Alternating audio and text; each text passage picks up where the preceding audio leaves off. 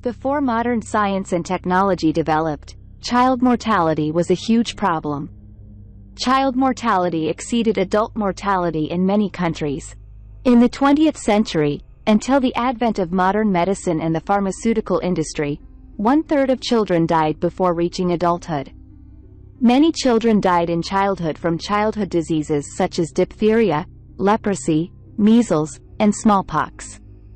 Of course, with the developing diagnostic methods, many diseases such as cancer and diabetes, the existence of which modern medicine has just discovered, were causing child deaths at that time, even if not as much as now.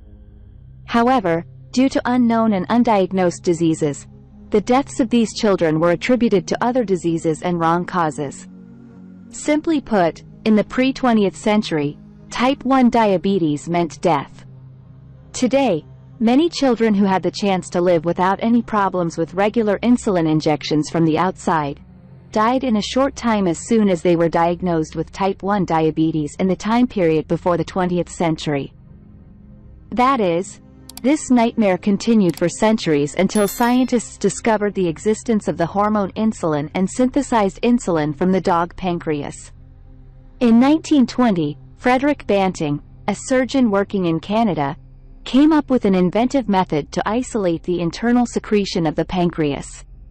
The following week he met with the famous Canadian scientist John MacLeod, and together they developed an effective research plan. In August 1921, Frederick Banting and his student assistant Charles Best prepared an effective extract from canine pancreas. In January 1922, biochemist James Collip isolated insulin that was pure enough for use in humans. On October 25, 1923, Frederick Banting and John MacLeod were awarded the Nobel Prize in Physiology or Medicine for their discovery of the hormone insulin. This discovery has saved the lives of millions of children and teenagers. Now think about it. Of every 1,000 children born in 17th century England, about 150 died in infancy. 1/3 of the children died before the age of 15, usually from viral and bacterial diseases. According to current scientific studies conducted in the UK today, only 5 out of every 1,000 British babies born die from various diseases. The infant and child mortality rate, which was 1 in 3 in the Middle Ages, has declined to a very small level of 5 per thousand today. This tremendous development has been made possible entirely by advancing science and technology. To better understand what these numbers mean, we need to drop the statistics and focus on the facts. To put it simply, King Edward I of England and his queen consort, Queen Eleanor, are a very good example of this. The children of the King and Queen of England were brought up in perfect conditions and well fed, according to medieval conditions. These royal children lived in palaces. They could eat as much food as they wanted and drink clean water. They had clothes that kept them warm. They were staying in a warm and comfortable palace. An army of maids and nannies regularly served these children. Children's wishes were fulfilled promptly. Despite the support and prayers of all the people of the country, the British royal family could not prevent the deaths of children.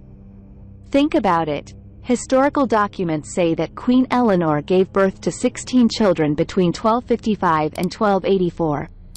However, very few of these children survived. In 1255, an unidentified baby girl died at birth. A girl named Catherine died at the age of 3. A boy named John died when he was 5 years old. Henry died at the age of 5. Alfonso died at the age of 10. He died when Edward was 3 years old. As you can see, this list goes on and on. Few children survived for 10 years after birth in the Middle Ages. If the situation is this tragic even for the Queen of England, consider the plight of ordinary people in Europe and elsewhere. The causes of death of these children were diseases such as measles, chickenpox and mumps, which could be easily prevented with simple vaccines or treated with various drugs. From time to time there were outbreaks of diarrhea among children, and many children died one after another if the diarrhea was not prevented. Among all these children who died, Edward, one of Queen Eleanor's sons, survived. After the death of his father, the new king ascended to the English throne with the title of Edward II. The new King Edward II's mother, Queen Eleanor, had given birth 16 times to give her king husband a son, the most important task of an English queen. Most of these births were unsuccessful.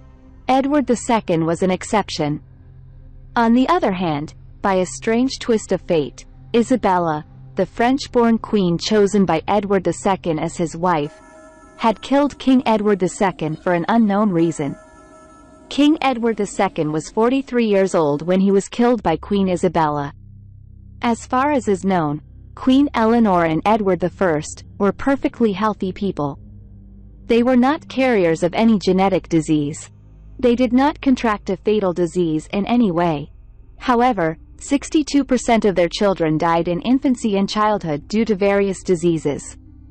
Only 3% of the children they gave birth to had passed the age of 40. On the other hand, Queen Eleanor had many unsuccessful pregnancies that ended in miscarriage. Edward and Eleanor buried one child every 3 years. 10 children of King Edward I and Queen Eleanor died in a row. A parent today cannot imagine such a disaster. This historical knowledge, before the development of modern science, technology and medicine, it shows how the people helpless it is in the face of bacteria, viruses and various diseases. Even if you were one of the most powerful royal families in Europe in the Middle Ages, you could never change this unfortunate fate.